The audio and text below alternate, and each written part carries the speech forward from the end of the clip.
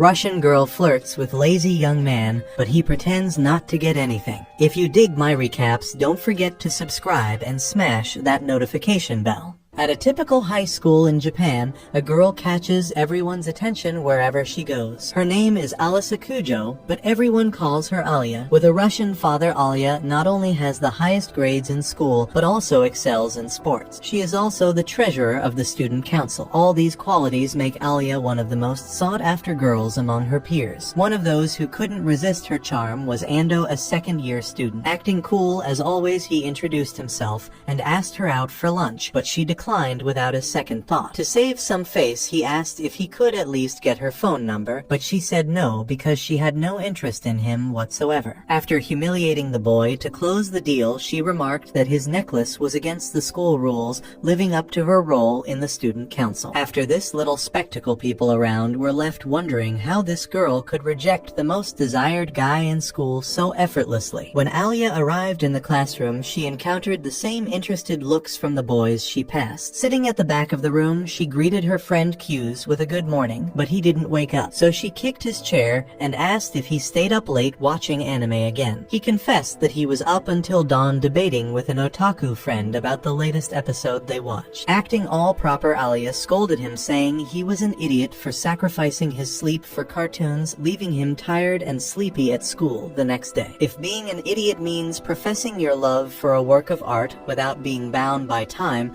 then Q's accepted the insult gladly. Regardless, the boy couldn't help but yawn from exhaustion, and in one of those yawns, Alya said something in Russian to him. Q's asked what she said, and she explained that she called him pathetic. Not paying much attention, Q's noticed it was time for chemistry class, but since he didn't bring his materials, he asked to share with his friend. However, his sudden interest started fading as the teacher wrote words like estrogen, tungsten, and oxygen on the board. To prevent her friend from falling asleep again, Alya poked him in the ribs with a pen, making him impulsively raise his hand. The problem was that the teacher had just asked what the second most abundant chemical element in the universe was, leaving Q's in a tight spot. To help him out, Alya discreetly pointed to one of the elements on the periodic table, so Q's answered strontium. Disappointed, the teacher said the answer was wrong, and then asked Alya next. Cynically, she answered helium, which was correct, leaving Q's shocked at how terribly he had been tricked. After the embarrassment, Q's confronted her about the prank, but she pretended she had pointed to the right element. As he grew more agitated, she said something else in Russian. Once again, he asked what she had said, and she told him she called him an idiot. However, one thing Alya didn't know was that Q's understood Russian, and that she had actually called him cute. When he was a child, he used to play with a Russian girl who lived near his grandfather's house, so he ended up learning quite a bit of the language back then. Curiously, it was the same language his wonderful Russian friend was using to flirt with him secretly. But to avoid embarrassing her and lacking the courage, Q's decided to keep it a secret. Sometime later, Q's decided to take out his phone, and the enforcer of useless matters reprimanded him, saying that phones were prohibited on school grounds unless it was an emergency. Q's replied that it was an emergency because a game was giving away a legendary character for free, but only for those who claimed it within 10 minutes. Alya confiscated his phone and saw that he had gotten Tsukuyomi, the moon goddess in Japanese mythology. The council member asked why Tsukuyomi had silver hair instead of black, but Q's didn't care about the hair color as long as the goddess remained beautiful. Hearing this, Alya felt a tinge of jealousy and returned his phone. She then said in Russian that she also had silver hair. Embarrassed, Q's asked what she said, and Alya claimed she called him an addict. Q's replied that he had to be an addict to compete because he was part of the lower ranks and had to earn his equipment through blood and sweat, unlike the rich kids who could have their parents buy them platinum armor. Fed up, Alya complained that she thought he was more serious than that, and Q's reflected internally that none of what he said was a joke. Later during lunch, Takeshi, one of Q's friends, was once again upset about not being popular with the girls. Paying little attention to his outburst, the boys at the table saw the student council members including Alya and her sister Maria, who was the council secretary, as well as Yuki, the spokesperson. The boys at Q's table commented on how beautiful these girls were, although Alya supposedly already had a boyfriend according to what she had said. Q's teased that even if she didn't take, she wouldn't stand a chance, so she admitted he was jealous because the guy was close enough to that goddess to call her by her nickname. Indifferently, Q's admitted it was true, but noted that the girl was always nagging him, though Takeshi thought that was better than being ignored, especially since Alya barely spoke to anyone else. This was why he preferred Suwoo, because she was much more open and communicative than Alya. The problem was that Suwoo rejected many students. While listening to this, Q's glanced at the girl, who looked back at him with a red face. Soon she approached and asked to sit at the table with Alya. When the two sat down, Suwoo was much more communicative as always, while her colleague maintained her usual stern expression. During lunch, Q's and the council spokesperson seemed to be getting along very well, making Alya feel that familiar jealousy. She asked if the two were friends. Suwoo explained that they had known each other since childhood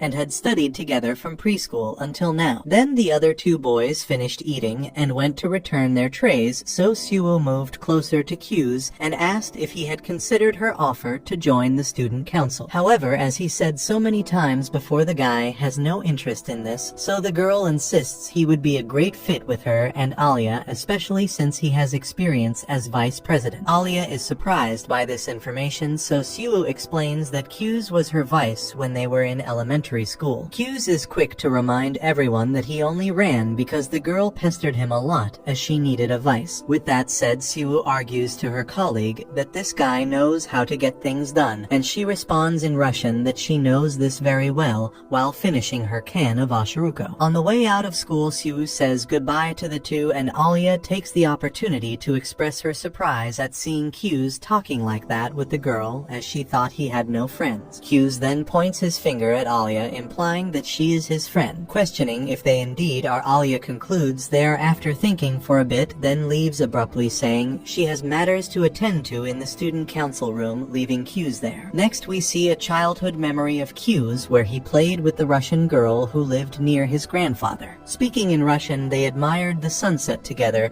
and the girl corrected his words or completed his sentences when he didn't know what to say. When the sun sets, the girl bids young Q's farewell and gives him a tender kiss on the cheek. Q's wakes up at this moment, remembering that he studied Russian like crazy just to talk to this girl, but nowadays he doesn't even remember her name. The next day, as was common in this school, Q's and Alya were responsible for organizing the classroom before the first class. As he woke up very early because of the dream, he went to school way ahead of time to get things in order, so there was nothing left to do when his task partner arrived. Alya thinks it's going to rain because she's never seen this guy care so much about organization until Q's notices a stain on her sock. She explains that a truck splashed water on her and that it was also her fault for walking so close to the street. But anyway, she brought another pair of socks, so it's all good. Changing the subject, Alya also asks if Q's really isn't interested in joining the student council since he was a vice once. Not interested, Q's repeats that he doesn't want to, so Alya drops the subject and removes the dirty sock, making Q's turn away in embarrassment. From the smile the girl gives, it seems that was her intention. The next step of her plan was to cross her legs and ask the boy to fetch her spare sock from the locker, as she had already removed the dirty one and now couldn't step on the floor. With little patience, he agrees and fetches the sock, and the girl asks him to put it on her. This time he couldn't help but question what was going on, so she explains that it's a reward for getting the sock, and then she says in Russian that it's also a reward for herself. After yet another sudden confession from the girl in another language, Q's begins to wonder about her intentions with this kind of thing. Maybe she's tired of acting perfect for the whole school and uses him as a release valve. Anyway, as the girl pretended to call him a coward in Russian, he holds her foot and starts putting the sock on. Even after all her bravado, Alya backs down and says she's not ready for this, but Q's goes through with it for being called a coward. The problem is in the middle of it, he accidentally touches a place he shouldn't, so Alya kicks him in the face, leaving the warrior defeated and left to die alone at the back of the classroom. Hours later, the boy rises from the ashes to apologize, and Alya calls him leg pervert in Russian. However, she also apologizes for kicking him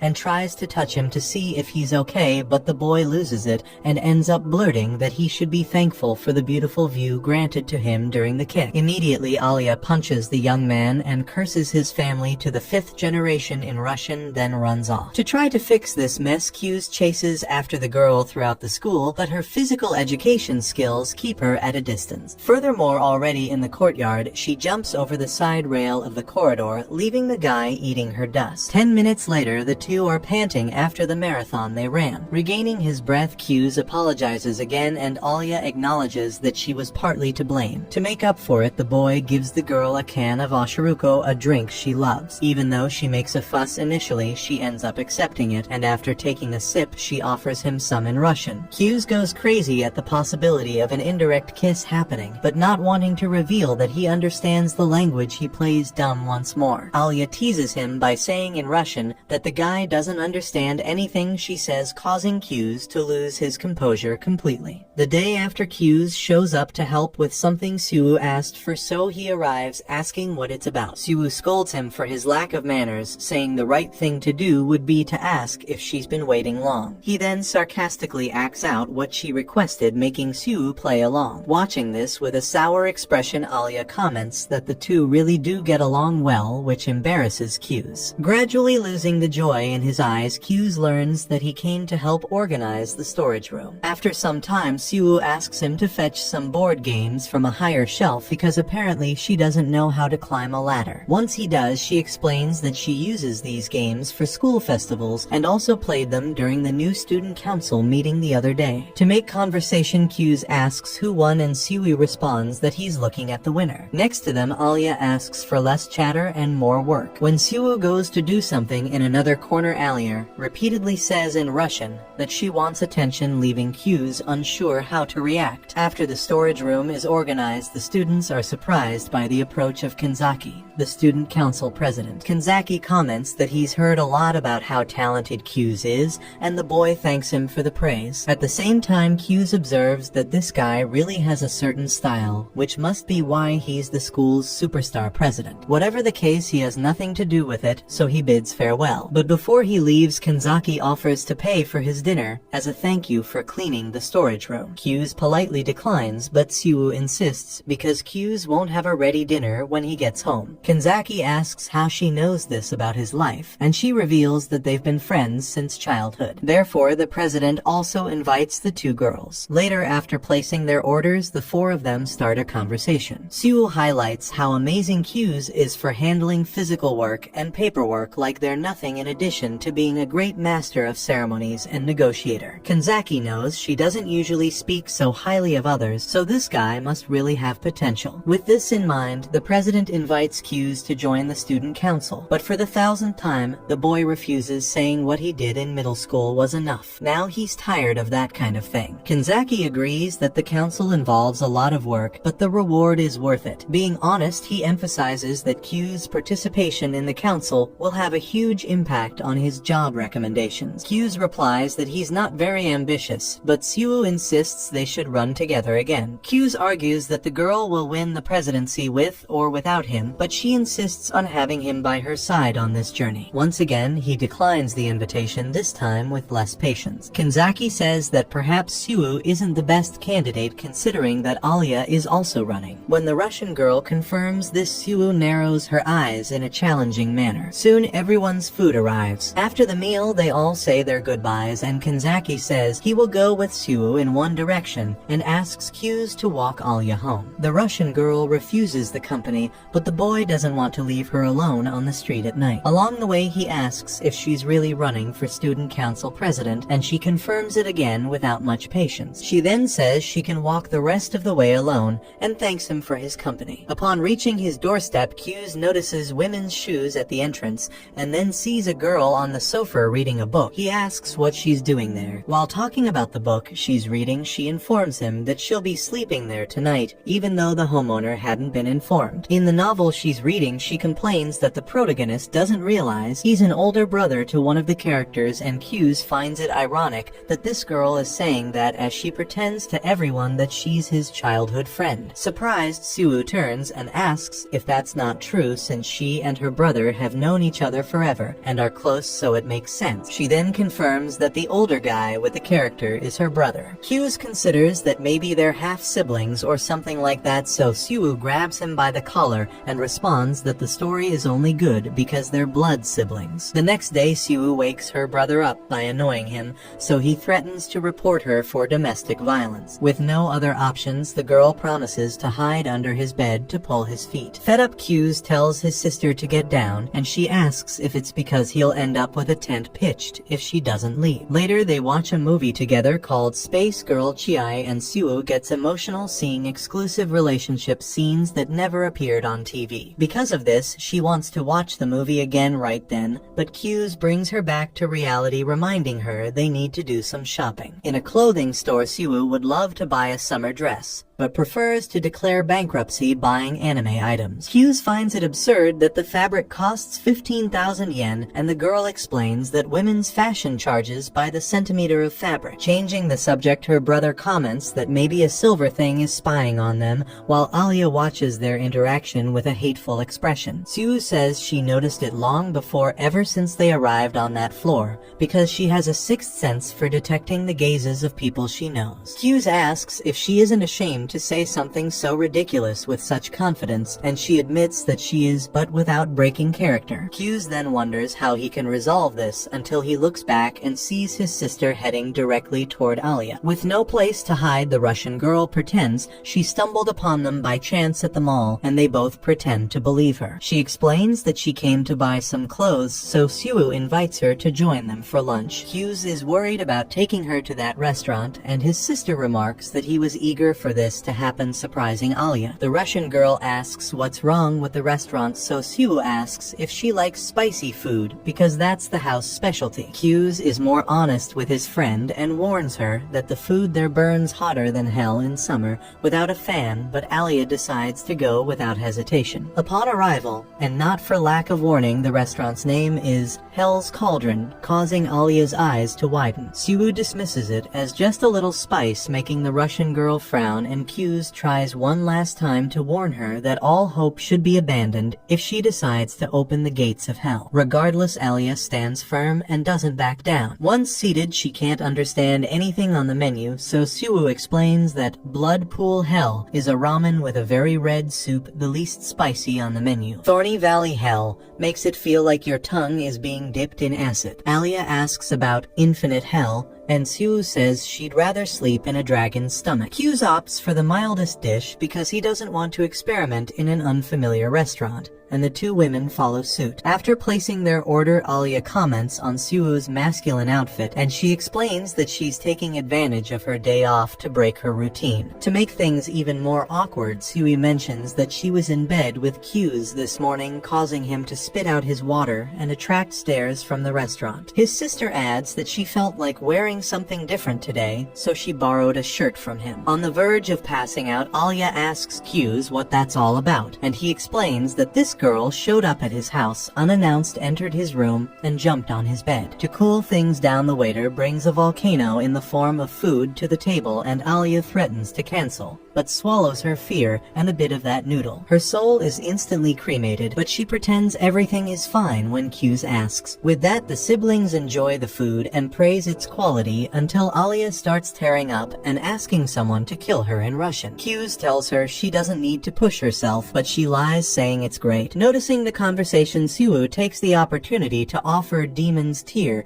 to spice up her dish further. Hughes sees the malicious glint in his sister's eyes and realizes she's doing it on purpose, so he asks Alya not to add that spice, but she thinks a single drop won't make a difference. As soon as she tries the food with the extra heat, she wakes up in a park, not knowing how she got there. Hughes informs her that Siwoo went to buy something and offers her an ice cream to soothe her. In the midst of this, he asks why she wants to be president, and she responds that she doesn't need a reason to aim for something big. She just wants it even though she doesn't have a running mate. Hughes explains that she can only run with a vice president, so Alya decides to find someone to be her vice just on paper. In Russian, she confides that she wishes Hughes would stand by her in this process, which touches him. This statement makes him recall an old moment when a girl was crying and apologizing to her parents behind a stage curtain. Distracted, the boy is invited excited to accompany Alya to a clothing store, but he thinks it requires more intimacy to advise a woman on what to wear. Internally, he reflects that Alya doesn't quite understand how friendships work, and understanding her perspective, he agrees to accompany her, making it clear that they are friends. At the store, Alya wonders why Q's suddenly started being nice to her,